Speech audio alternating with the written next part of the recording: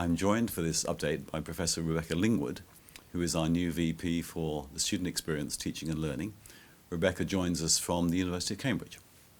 At this time of year, of course, we welcome a large number of new students to Queen Mary, both undergraduates and postgraduates, both home students and overseas students.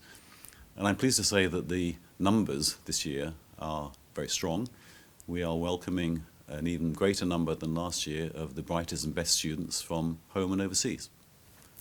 I think it's very significant that we've managed to achieve those increased numbers in a year when the student number controls have been removed. So that really signifies that we're in a strong position in spite of the competitive landscape. I think that's right, and I think this quite correctly directs attention to whether our services and our facilities are indeed keeping pace with this measured increase in the size of our student body. We have, of course, invested heavily in student services and facilities over the last couple of years and continue to do so. And we need to worry also about the shape, the composition of our student body. Do we have the right balance between undergraduate students and postgraduate students? Do we have the right balance between home students and overseas students, recognizing that we continue to be well ahead of the sector, apparently, in terms of our appeal to overseas students. We are very much in demand. We need to get that balance right. We recognize, of course, that overseas students have huge contributions to make to our community. They bring a diversity, a range of perspectives, which I think is enriching to all our students. But we need to make sure, once again, that that increase, that change in composition is done in a measured way to ensure that there is benefit to all members of our community. Yes, I agree, absolutely. We need to maintain that focus on the student experience as we develop and grow in particular areas.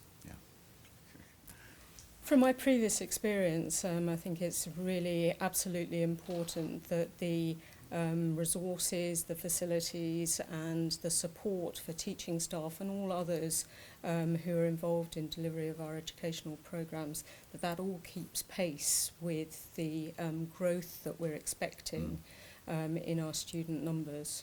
So we've talked a little bit about the shape of the university. Could you explain a little bit more about the intended balance between research and teaching activity as we grow in the future years? Yes, this is an important aspect of the shape and composition of our activities in their totality. We talk here, of course, about the balance between knowledge creation and knowledge dissemination.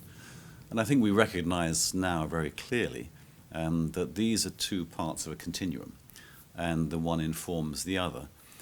I think it's clear that we are able, in a research-intensive university, to describe all members of this community as discoverers of knowledge, whether that be totally new knowledge or knowledge that is new to them. And I think the important aspect of that is that that means that we can infect our students with enthusiasm for research as co-discoverers, if you like, as well as, of course, inform the teaching programs with that new knowledge.